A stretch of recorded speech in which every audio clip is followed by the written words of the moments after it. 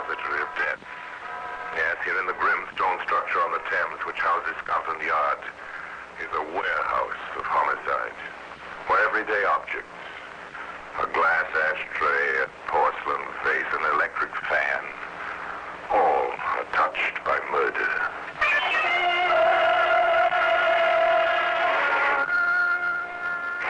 Here's a piece of iron chain. It's a familiar object. Might be a bar on a gravel driveway. It might rest in an emergency truck, a use in towing an automobile. It might. In this case, it was the cause of death. Remember this, Brodsby? Hey, of course, Inspector. You knew, didn't you? We just about then closed the file on the Telp killing. Yes, you told me.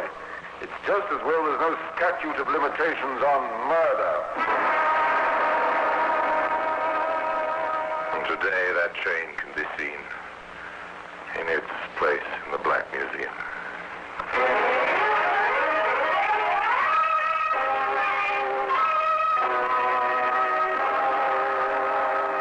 From the annals of the Criminal Investigation Department of the London Police, we bring you the dramatic stories of the crimes recorded by the objects in Scotland Yard's Gallery of Death, the Black Museum.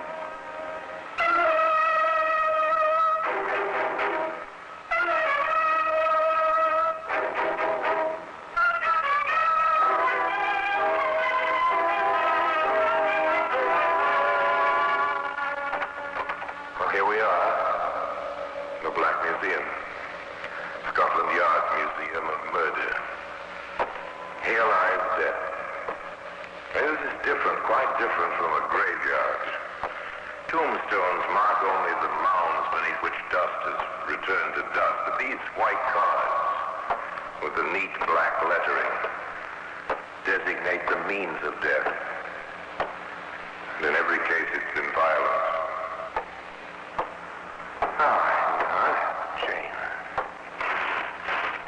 What do you associate with the words, with the sound, chain? Ships and anchors, slavery, bars and prisons, maybe? Oh, hardly with a young girl, 23, seated in a hard chair in the bare office of Inspector Hall, Scotland Yard. I'm sorry to ask you to repeat that statement, Miss Tomlinson. You'll understand that I find it rather hard to believe. You feel the same way, don't you, Sergeant? Oh, I do, sir. No doubt about it, I do. I rather expected you would, Inspector. In modern times, no one believes in ghosts. Do you, Miss Tomlinson? Well, I didn't. Now I do. And you've no explanation for these, phenomena? If I had, I wouldn't be here, Inspector. You must believe me. There is a ghost, and I'm frightened. You mean, Miss Tomlinson, there are noises in the night, and they frighten you? Noises. And the voice. My father's voice. He wants me out of the house. Well, why should he want me out when he left it to me? When we were so happy there together. Just you and your father? Mother died when I was very little. I hardly knew her. Now there's only myself. And the house? Haunted. I see. Does this ghost, by any chance, rattle chains? Yes. Oh, it's a horrible sound.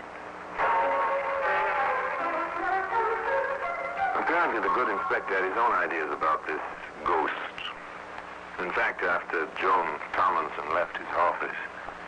Interested, Preston? In ghosts? Little, sir? In good-looking heiresses, Sergeant. Oh, that, sir. No, sir.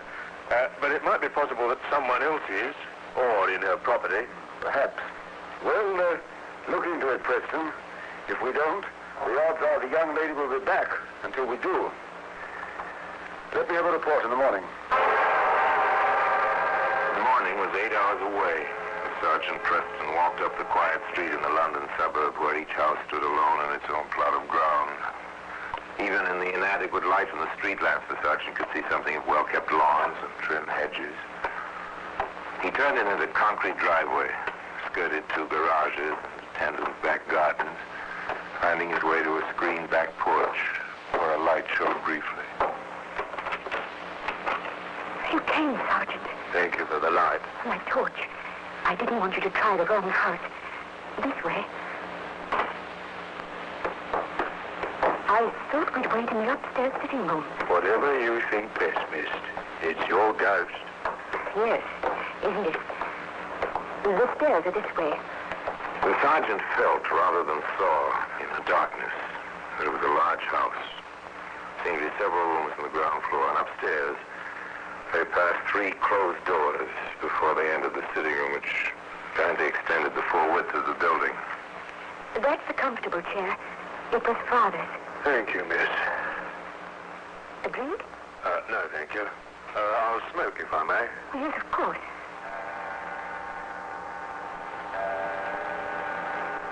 When does he come? Midnight? Any time after I've gone to bed. Usually around now. They waited. Nothing.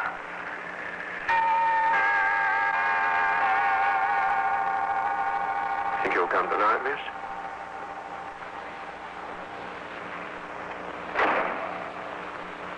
What's that? It's starting. You'll see. It's starting.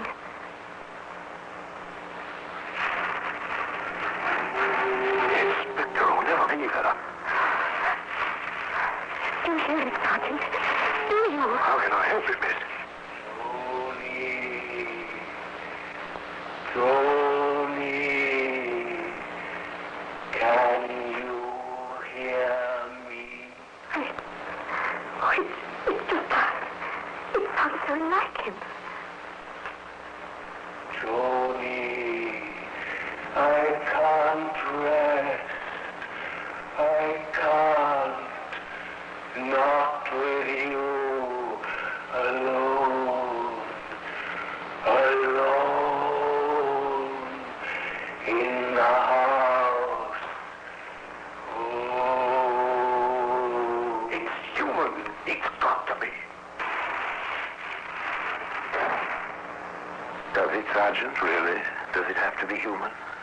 You ever been to a seance, Sergeant? Have you ever heard of the researches of Conan Doyle and dozens of others? Now do you believe me, Sergeant? There's something, miss. Well, who could sound like my father? Who? Who would call me Tony? Oh, all right. I might as well have some lights now. It won't come back until tomorrow night. I see. Only once a night. Yes. But don't you want to search the house or anything? Well, Sergeant, don't you? If this thing is human, there ought to be some trace, Sergeant. Oughtn't there?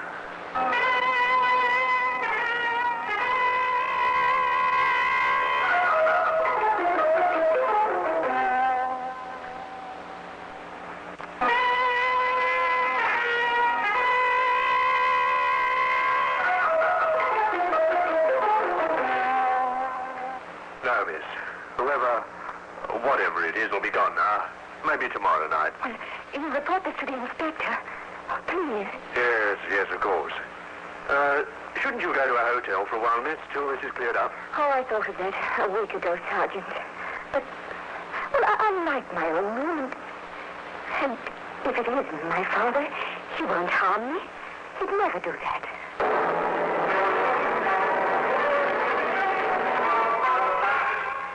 You're very certain of that, aren't you, young lady? Aren't you a bit confused? If you believe that, why worry? Why go to the police, to the yard? Why be frightened of a fatherly ghost? Well, the sergeant asked that. I know, but I wanted someone else to hear him. I was scared. Maybe I was imagining things. I'll be all right, Sergeant. I expect I'm safe in my own house. And so you send the sergeant on his way, the sergeant who ought to have searched the house. You take him down the back stairs and out the back door, Joan. You go upstairs, alone, to your own room, and start to undress. Talk to yourself, give yourself courage. Stop it, Joey, stop it. Stop it here. There's nothing to be afraid of. You're not going crazy. You're... Lights. What? The lights.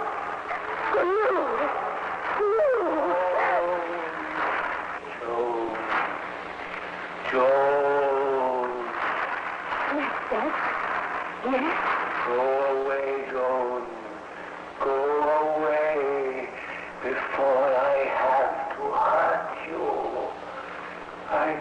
want to. If I have to hurt you, leave the house. Go away quickly. Run, don't let me get you. Run, run. Yes, run. Run, Joan, run. Menace in it now. Run, Joan, out into the black hallway down the front stairs. Run.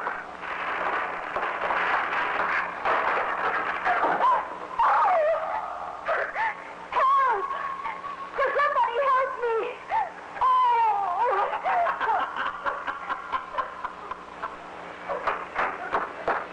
Miss Tomlinson. I waited about, miss. Thought he might come back. Heard you scream. Now, see here, miss. You're going straight to hospital, and I'm going straight to the inspector. I don't like the looks of it. Not a bit. Or who would like the looks of it? Particularly if you didn't believe in ghosts. And of course, Inspector Hall didn't believe in ghosts. Standing beside Joan in her room at the hospital, he was quite explicit. It's a mighty corporeal ghost, Miss. How do you know, Inspector? Your twisted ankle. That was no accident. A stair tread was sawn through. I understand ghosts have difficulty with cross-cut fall. Miss Tomlinson, do you have any next of kin? That is, anyone who might benefit if anything happened to you? Oh, only with some second cousins. I haven't seen them in years. They live in London? Oh, I know. There was Larry Telk. He was in Manchester. I had a note after Father died. And Jerry Hennessy, he lives in Norwich. Yes, I think. And yes, of course. Ruth Carstairs. Father spoke of her. She's a school teacher, the oldest. A school in Bristol. But that's impossible, Inspector. None of them... None of them would want you out of the way. No, of course not. I see. Then, how do you account for this, Miss Tomlinson, Sergeant? Yes, sir. Here it is. But where did you... In the cellar of your house, under some burlap bags, right near the furnace, Miss Tomlinson. The furnace with its tin ducts to the registers in the room above. Many youngsters use these echoing ducts to imitate a ghost, or to overhear what was going on in another room. As I said before, Miss Tomlinson, this is a mighty corporeal ghost. He soars through stairs. He uses hot air ducts to amplify his voice. And he carries his own sound effects. I don't like this any more than Sergeant Preston does, miss. I don't like it at all. And today, that same chain can be seen in the museum.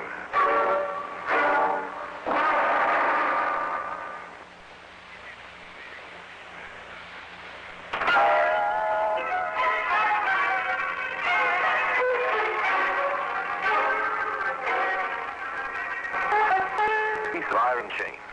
The hardy ducks carry away through only hospitals, but almost plans a motive. Inspector Hall had no illusions about ghosts and about the dangers in Thompson. All right, let's get to work. It's the cousin. How the ghost is it was a visit. Where is a will, there's a way. Start someone thinking. The girl was wrong about her ghost. She can be wrong about her cousins. Get the wires out, Preston. And I want an unobtrusive guard on the house, 24 hours a day. You've got the names of those people she mentioned? Simple, routine. Teletype messages. Advise earliest convenience. Well, the advice came so conveniently early that Inspector Hull, who sat at his desk with the 3 LA paper before him, remarked to Sergeant Preston. It's unbelievable, Sergeant. Coincidence? Coincidence, my foot. All 3 dead, a few days of each other. All 3 trials unsolved. Telk, July 6th. Hennessy, July 8th. Carstairs, July 12th. Sergeant, under no circumstances is that girl to be permitted to leave the hospital. That's an order. She's safe there. How long, Inspector? Until I get back. Back, sir? Don't look blank, Preston. Just look at these telegraph replies. I'm making a cook's tour of these 3 cities. Manchester, Norwich, and Bristol. Obviously, I need facts. There seem to be quite a few facts in Manchester, Norwich, and Bristol.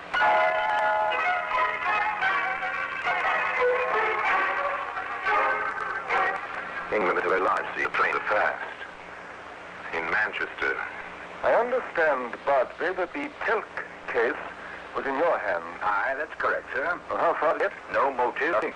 Just this man Telk walking home alone on a July night. Toward 11. A dark street. A carving knife in his back. That's all. A night train to Norwich.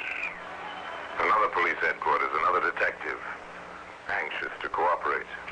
Here it is, Inspector. All we have on the Hennessy case. Tell me about it, Wilson. Hit and run driver. I checked the scene myself. Hennessy was hit on the sidewalk. Looked as if some drunk had driven right up on the walk and crushed the man against the building wall. And so a pattern emerges.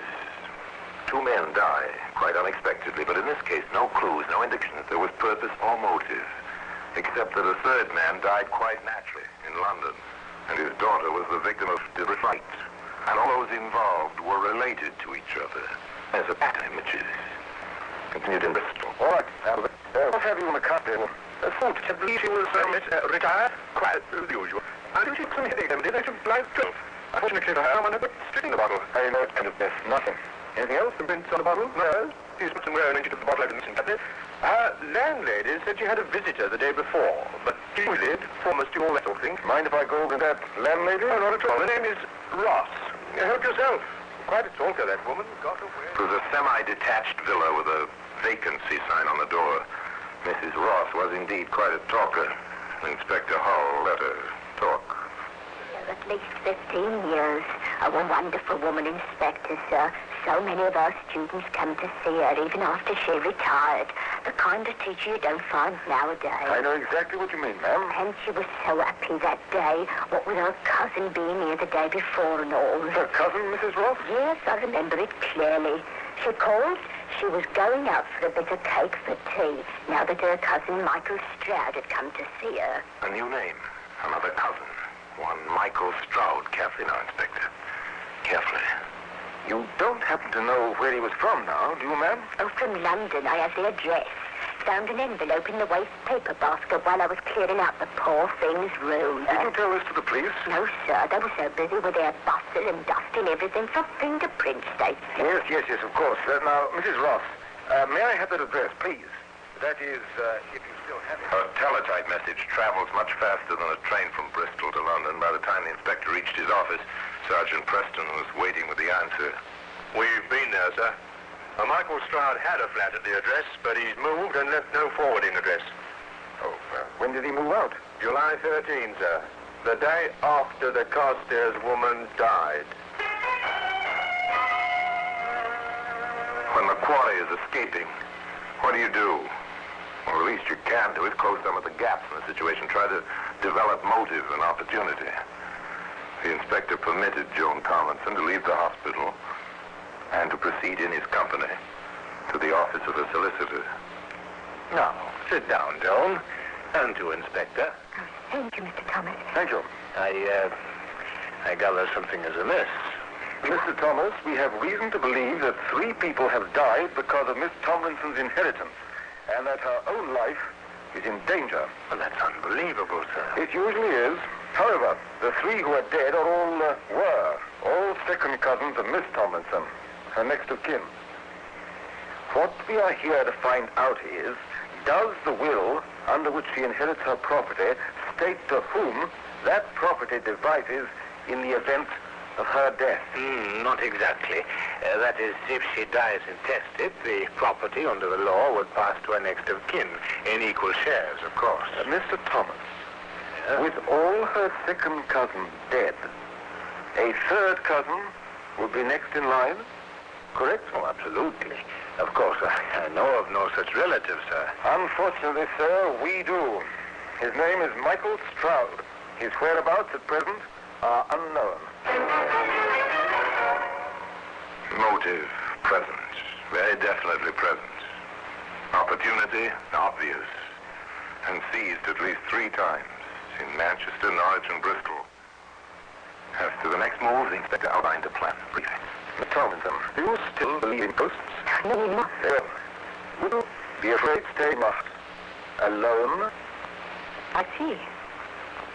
I'm due to see the cat. Absolutely. You will? We'll get... Well, they began. Joan left the hospital, returned to her house, to the memories, to the now silent ducts, to the still chiming clock.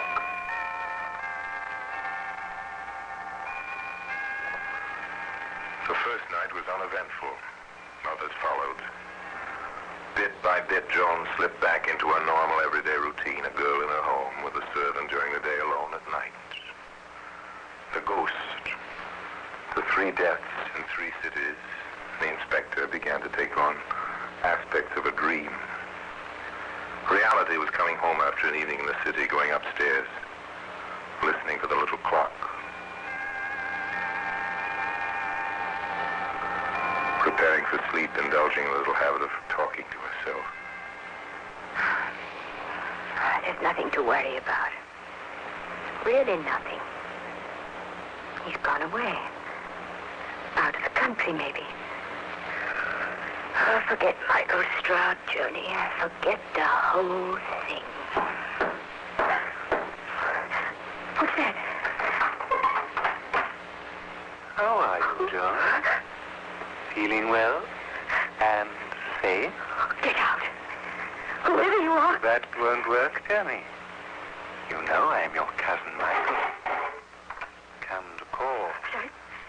I never saw you before. In my life? I know, dear.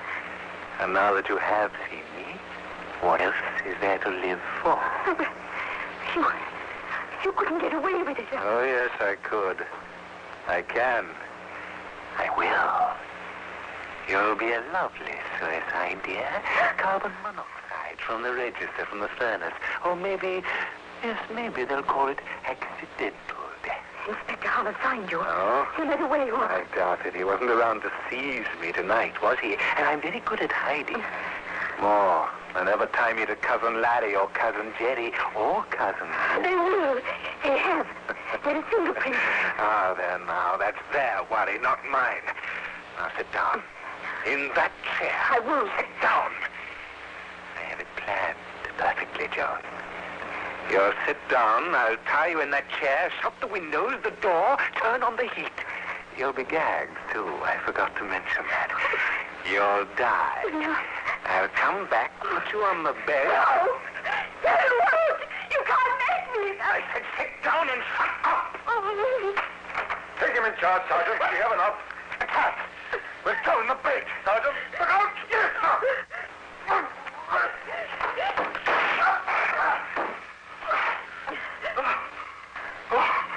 Thank you, sir, for getting his gun away, sir. Nicely handled, Sergeant. You all right, Miss Tomlinson? Yes, I think so. He is a very corporeal ghost.